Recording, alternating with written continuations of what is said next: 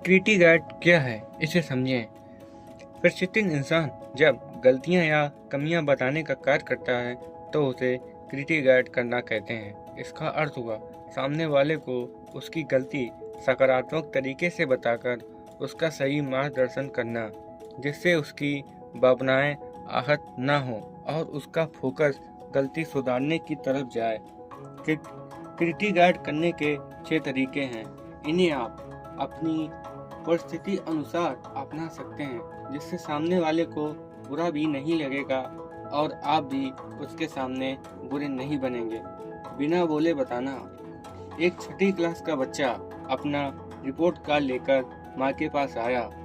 उस वक्त माँ अपनी एक सहेली से बातें कर रही थी। उसने रिपोर्ट कार्ड देखा, उसका ध्यान मैथ विषय पर गया।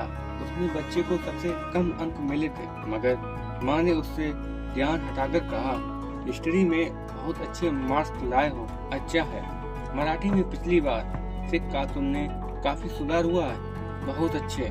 ज्योग्राफी में भी अच्छा किया, गुड। इस तरह माँ ने सभी विषयों पर बात की, लेकिन मैथ्स के बारे में कुछ नहीं कहा और उसने बच्चे को रिपोर्ट कार्ड वापस दे दिया। क्या हुआ बच्चा, यह बात समझ नहीं पाया होगा कि माँ ने बाकी सभी विषयों का जिक्र करके मेरी तारीफ की, लेकिन मैथ्स के बारे में कुछ नहीं कहा। बच्चे बहुत समझदार होते हैं। अगर उन्हें सही तरीके से बताया जाए तो वे हर बात को समझकर उस पर कार्य कर सकते हैं। माँ ने मैथ्स का जिक्र ना करके बच्चे को इशारा दे दिया, तुम्हें इस विषय पर मेहनत करनी है। बच्चा भी समझ गया कि मुझे इस विषय पर अब ज्यादा काम करने की जरूरत है।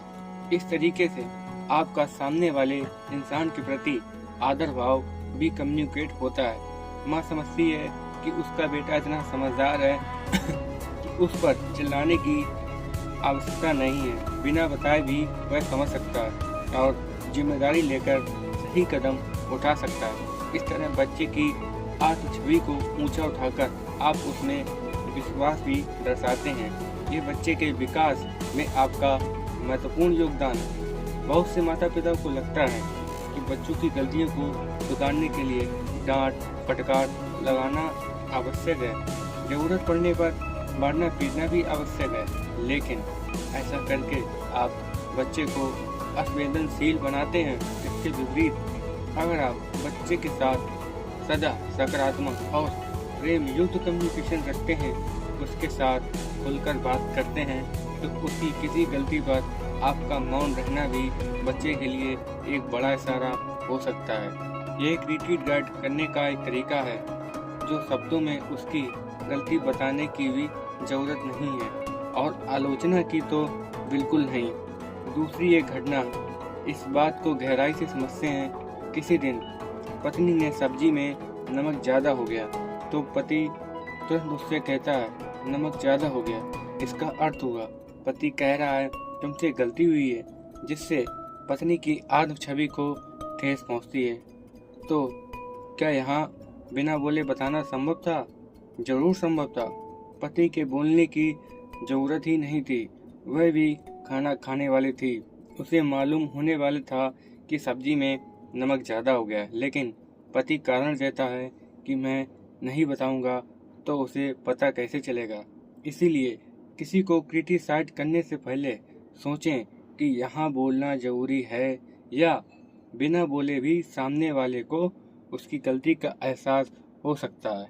यदि जवाब हाँ, तो मौन रहना आलोचना करने में तुलना में कई गुना बेहतर विकल्प है। मौन रहना। सैंडविच टेक्निक के साथ बताना। एक साधारण चटनी सैंडविच कैसे बनती है, अगर आपने देखा हो तो आपको पता होगा। इसमें पहले एक ब्रेड लिया जाता है, उसके ऊपर तीखी चटनी लगाई जाती है, उस चटनी के ऊपर वापस एक ब्रेड को रखा जाता है।